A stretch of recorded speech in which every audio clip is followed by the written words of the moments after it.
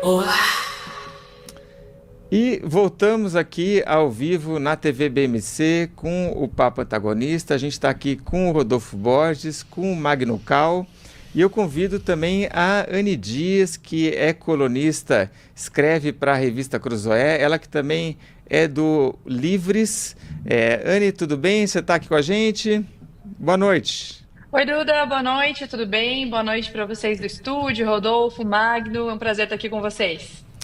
A Anne é advogada, foi presidente já do Lula e ela escreveu um artigo na Cruzoé que eu achei maravilhoso, porque era um assunto que eu não estava prestando atenção, mas a história é que a Erika Hilton ganhou um prêmio da revista Marie Claire, se não me engano, de Mulher do Ano. E a Anne fez ali um texto brilhante em que ela critica, né, esse prêmio. Anne, por que você acha que Erika Hilton não deveria ter sido escolhida como Mulher do Ano? Olha, Duda, esse tema deu o que falar, né? Ele trouxe bastante polêmica, né? A Erika Hilton esteve estampada aí em várias manchetes esse ano e nunca por um bom motivo. Então eu começo até o texto falando que a gente está falando de uma deputada trans, mas esse não é o motivo pelo qual eu trago no texto os argumentos de que ela não deveria receber esse prêmio. São vários outros motivos, Duda. A começar pelo posicionamento dela em relação ao projeto de lei que aumentava a pena para estupradores, inclusive assassinos de mulheres, feminicidas. Ela e o pessoal inteiro votou contra. Ela também fez uma perseguição política contra uma outra mulher de esquerda, Isabela Cepa, uma feminista, que comentou a eleição dela no Twitter, falando que uma pena que a mulher mais votada da cidade de São Paulo é um homem. Isso é uma opinião, é liberdade de expressão, pode ser condenável, mas uma perseguição judicial que fez ela, inclusive, sair do país e procurar asilo num país que a Corte Europeia não divulgou nem qual é, de tão grave que é a situação, a gente não sabe nem onde Isabela Cepa está, qual é o país exato. Isso tudo porque a Erika Hilton se entendeu no direito de usar toda a máquina estatal para perseguir uma pessoa que tem uma opinião divergente da dela. E aí eu vou mais além, né, Duda, em outros exemplos de quando, por exemplo, ela contratou maquiador como assessor parlamentar, o que por si não é só um desperdício de dinheiro público, mas também o desrespeito com as mulheres que querem ocupar espaços políticos, elas são vistas, né, ou esse é o exemplo de uma mulher que pensa que a mulher vai desperdiçar recurso público para cuidar da própria vaidade. Então, ela fez um mau serviço com mulheres várias vezes, Duda. Também tem a situação de, apesar dela ser uma socialista, ela ostenta bolsas de luxo a todo tempo, né? As bolsas mais caras, ela desfila com sapato de luxo, critica o capitalismo, quer aumentar imposto para os super ricos, critica bilionários, mas age como se fosse uma bilionária, sustentada com dinheiro público.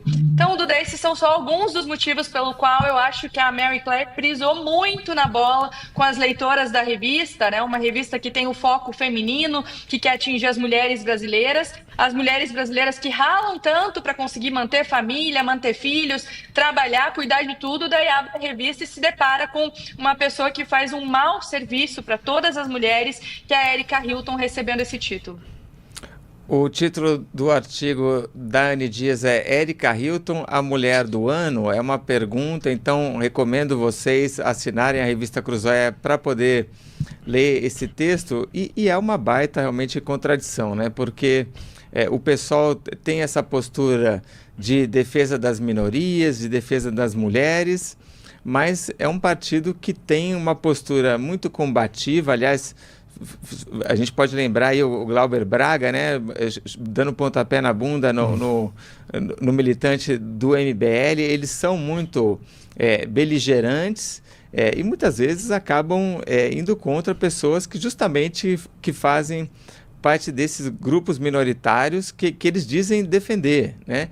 É muito mais um partido pensando em ganhar visibilidade, ganhar fama para depois ganhar cargos públicos, né, conseguir votos. O pessoal, embora não consiga ir bem em disputas majoritárias de prefeituras, governo do estado, né, não ganham esse tipo de coisa, mas conseguem espaço principalmente nas eleições proporcionais. Então, para deputado, vereador, esse tipo de coisa, eles conseguem e precisam lacrar, né? E às vezes lacrar talvez seja pegar uma bolsa de grife, né?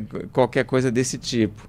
E essas histórias, as histórias que você trouxe, Anne, são ótimas para mostrar muito essa hipocrisia, né? Posso acrescentar? Eu queria acrescentar um motivo também.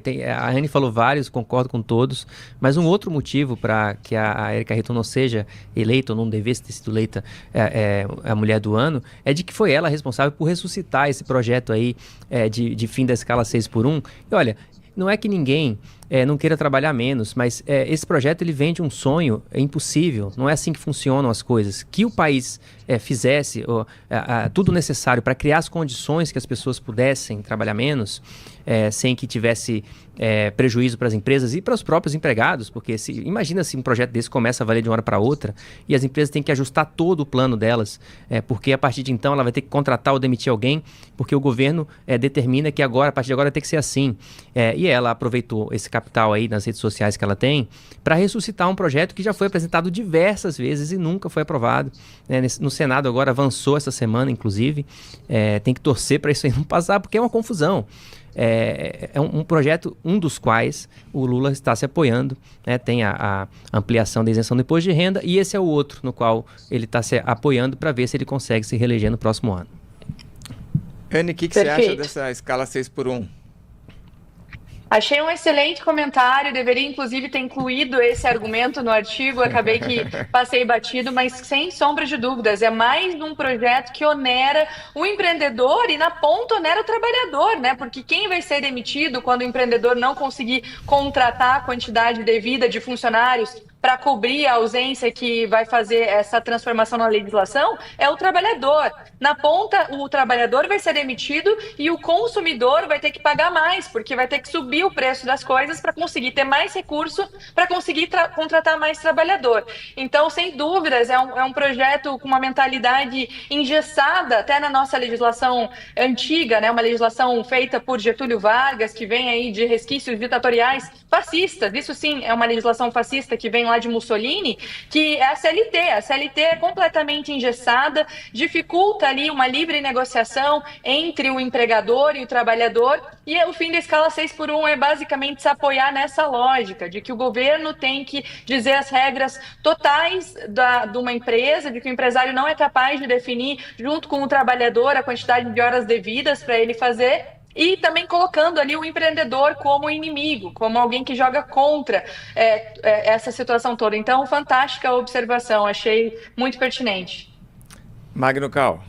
Duda, eu penso que, ótimo artigo da Anne, eu penso que há uma certa tentativa de demonstração de empatia a um certo grupo de pessoas. Então a revista tenta mostrar empatia com a causa que a Erika Hilton defende, com o que ela representa na política brasileira, e por isso topa esquecer certos pontos, né? A maior pauta legislativa parlamentar dela é a mudança da escala dos trabalhadores. E foi uma pauta que serviu para pautar o debate público brasileiro por algumas semanas.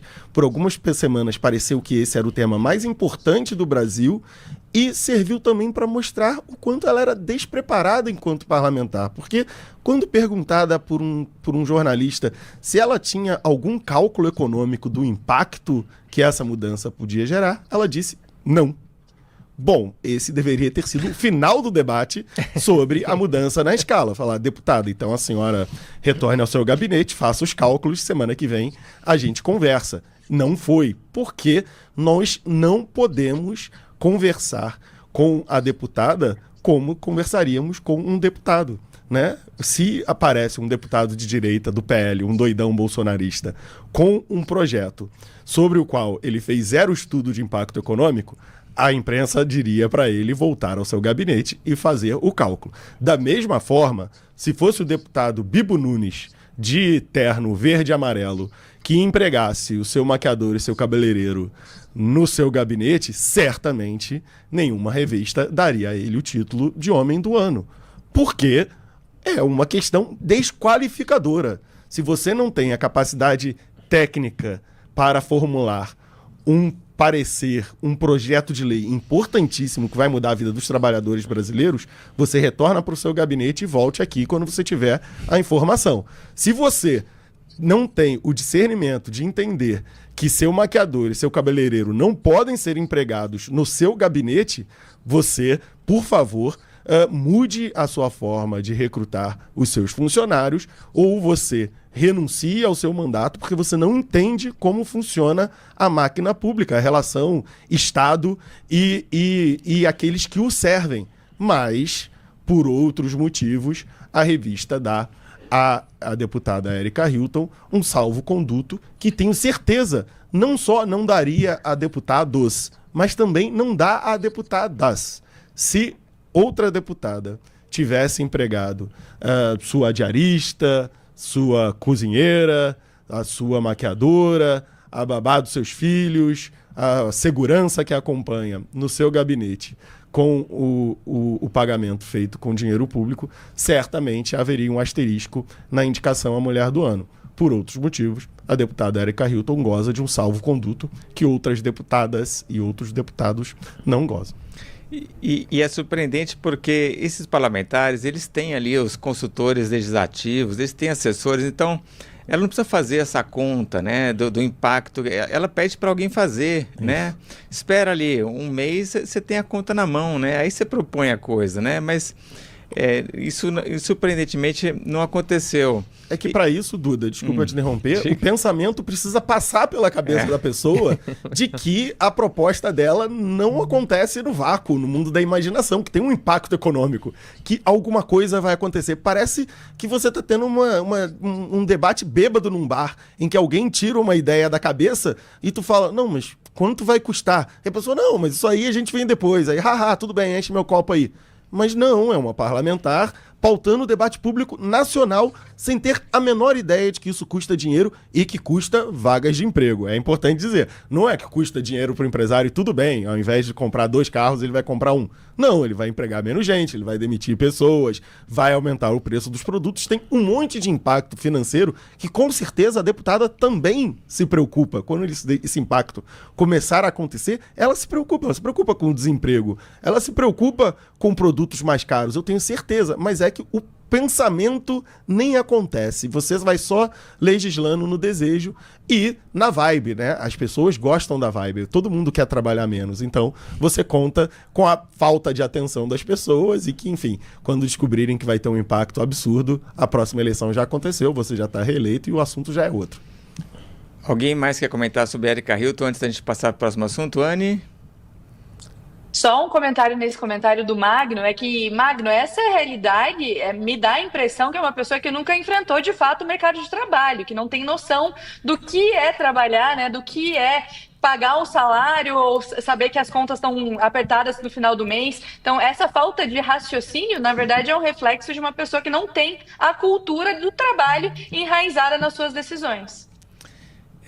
Eu lembro também, quando surgiu essa história da escala 6x1, acho que o governo Lula abraçou isso, o PT também, né, de uma maneira muito forte, intensa, porque era um governo completamente sem ideia, né, não tinha mais o que mostrar.